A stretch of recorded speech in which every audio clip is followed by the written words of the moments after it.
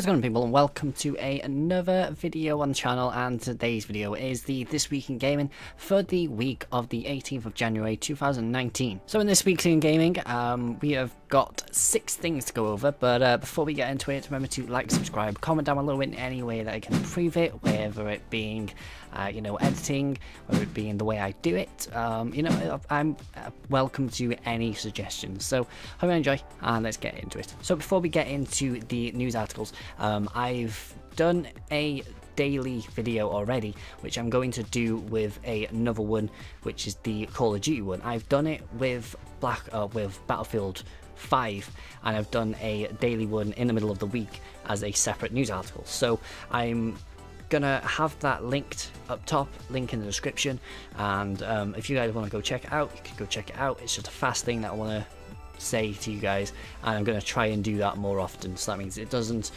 overload the news articles with Battlefield and Call of Duty. It just allows me to have more content like that as more of a day-to-day basis instead of anything else. I want to try and focus on those games, so enjoy.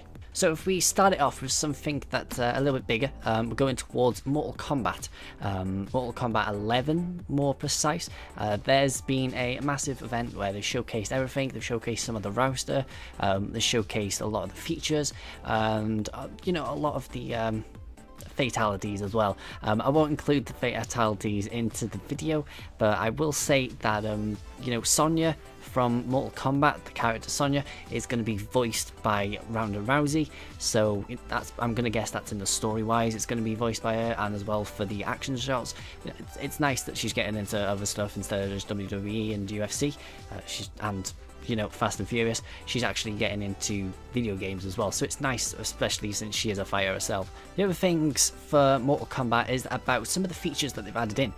So you're able to have different variants for each character, changing the attributes towards anything. They showcased it through Scorpion. I would use videos, but I will just put up pictures instead. Makes it a little bit easier, but they're allowing people to have different variants for each character, and as well there are 3 pieces that you can customize on each character. So for Scorpion, you've got the face mask, you've got his throwing grapple, and I think you've got his katana as well, his katana.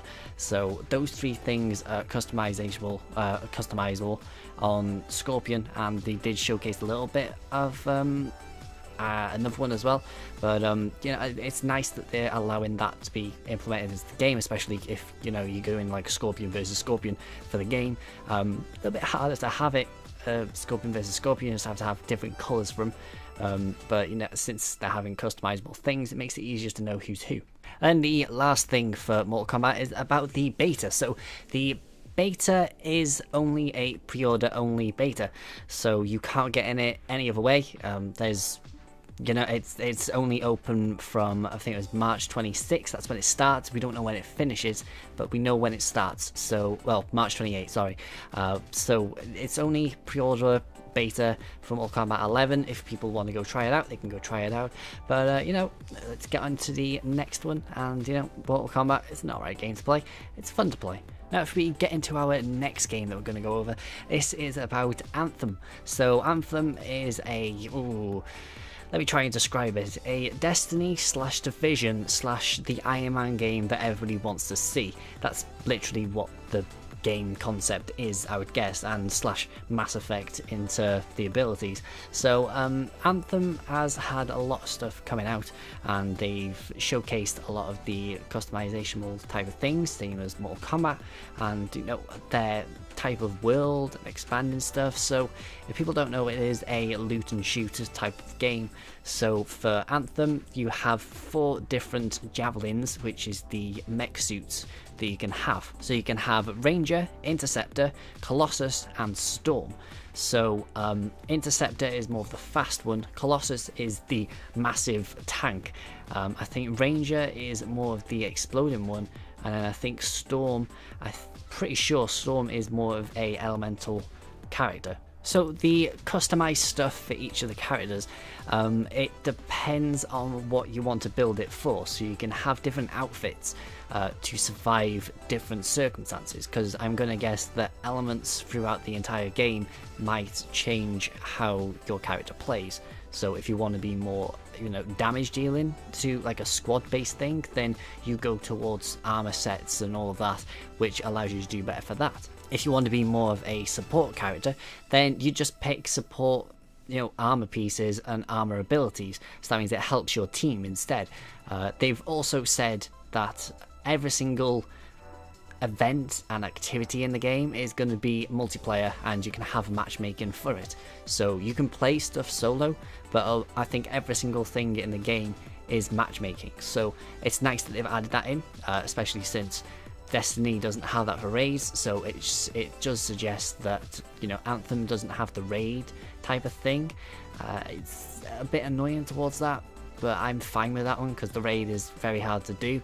So maybe they add it in later on as like free DLC. It might be quite nice. As well, the last thing for Anthem is about the betas. So the beta, it does have a private one, which is only pre-order only, and for EA access or Origin access subscribers, which goes from the 27th until the 25th until the 27th of January, and then the open beta or open demo is out from February 1st to the 3rd.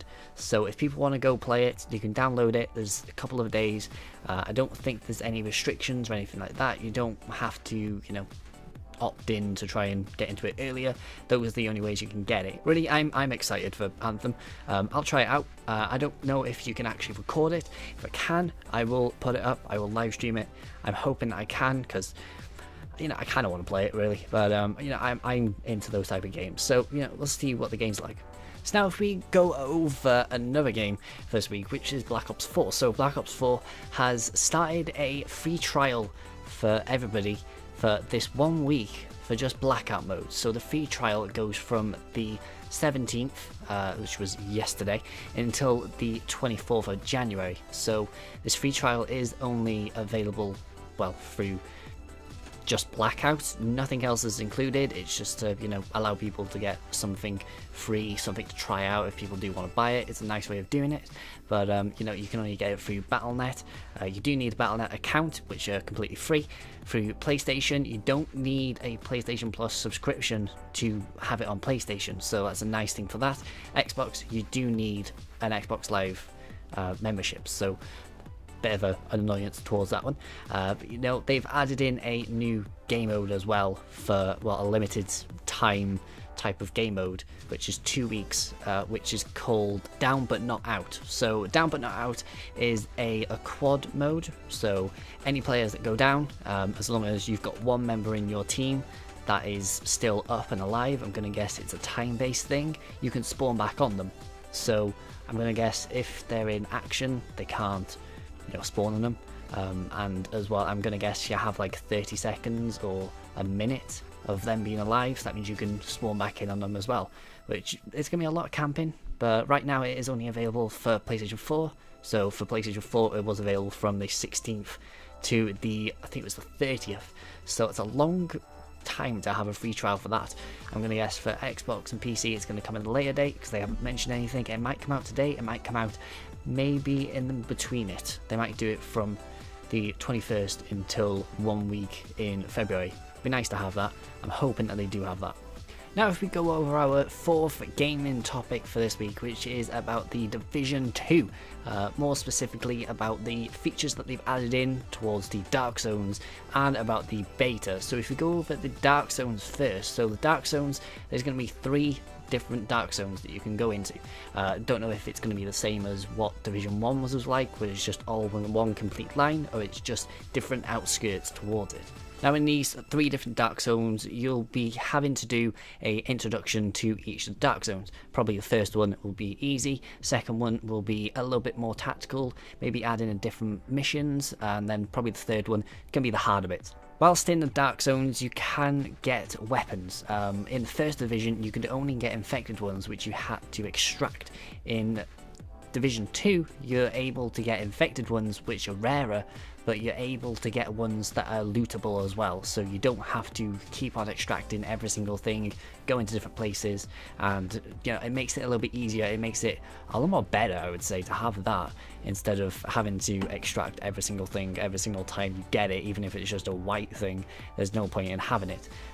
If you could just drop that, or you just drop like a purple or like a legendary, then and you can just equip it loads easier. As well, in the Dark Zones, there are the lootable chests, which were in the Division 1. You needed Dark Zone keys for them. In this one, you do need Dark Zone keys as well, but as well you're able to lockpick it, which lockpicking makes you rogue straight away. So I think it's only like a 60-second rogue type thing. So if you can't be asked, finding a key or anything like that, I think keys probably drop from enemies, doing missions in a Dark Zone, all of those type of things. You can just lockpick it. It takes, I think, in the video, I think it was like 5 seconds. I'm not going to include the video. I will include the links in the description to the YouTube videos to it instead. It makes it so much easier, and that means I don't get copyright strike for any of it because I can't include it yet. As well, in the Dark Zone, the last thing about the Dark Zone, there's going to be a merchant. I think there was in the last one, but in this one it is an underground one, so it makes it a little bit easier. Maybe you're able to, traverse and use transportation through underground ways instead of being on top, so that means you can be more stealthful, and it makes it a little bit different, I would say. It looks promising. As well, there is a beta, just to let people know. The beta is a private beta, which only starts and finishes between February 7th until February 10th. So those are the only days you can get it. I think for that one, it is a pre-order only. So pre-orders, and you can register through the Ubisoft website to have a chance of getting into it. I'm going to guess you'll be able to get into it eventually. They'll probably extend it. They'll probably make another beta. Since the game does come out in March, there's literally a month gap. So I'm going to guess they'll have this private beta, then they'll have another beta, then they might make an open one to test the servers completely. But it's nice that a lot of the games right now are having private betas just to test it out. Maybe probably alphas and all that. But I'm interested in the Division 1. I didn't have a chance to play Division 2.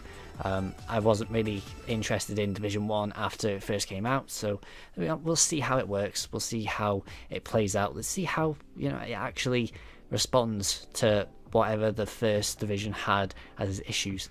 So now, if we go away from the betas and games that haven't come out yet, since we've done 3 of them, we're going towards Rocket League. So Rocket League has fully done their cross-play type of change and all of that. They haven't got their Rocket ID just yet, but they're using the PlayStation beta for their crossplay, which allows people to play Xbox to PlayStation and PlayStation to anything else, and Xbox to anything else, PC, and same wise for Switch, everything like that. So it's nice that they've added that in finally. It's not taken that long, but there's only 2 games that actually use it, so maybe Minecraft will get it, because they probably will, and then other games in the future, maybe some more first-person shooters might get it, and other games like that. Would be nice to see what changes we can have. Now, for our last news article, it is about Star Wars games more specifically. EA have had reports, and I don't know if this is rumours or I don't know if it's real, that they are beginning to cancel some of the Star Wars games that are coming out. I think the one that was Jedi Fallen Order, I think that one's still coming out. That one's no regretting that's coming out. The one that got teased, the open world Star Wars game, supposedly it's supposed to be being cancelled. That was the EA Vancouver one, which they haven't denied. They haven't dismissed the rumours about it, so it might be. But EA have still got the contract with, I think it was with Disney and Star Wars, to make Star Wars games until 2023. So we've still got 4 more years of this, and my guessing is that we might see 3 more Star Wars games in the making. So we've got one that's already been made, Star Wars Fallen Order, Jedi Fallen Order. We'll probably get a Battlefront 3 and probably another one. how EA make their games, it usually takes about 2 years to make them. So if we're going to see another one, we're going to have to see it at E3 this year, and then probably maybe 2 at this year's E3, and we might see more at next year's, and then the year after, and they might just keep on flushing them out. We don't know yet. We don't know how anything else of this works. We don't know if the EA Vancouver one is gone, because that one looked kind of interesting. It did look a bit different, but you know, we're gonna have to see how it all works out. So now that is the end to the video. Remember to like, subscribe. I've done everything that I could in this one, so I've done as much as I can. But you know, hope you guys enjoy. Remember to like, subscribe. Sorry if it's long, and you know, comment down below in any way I can improve it. Maybe length, I don't know. But yeah, I'll see you guys in the next one. So peace out.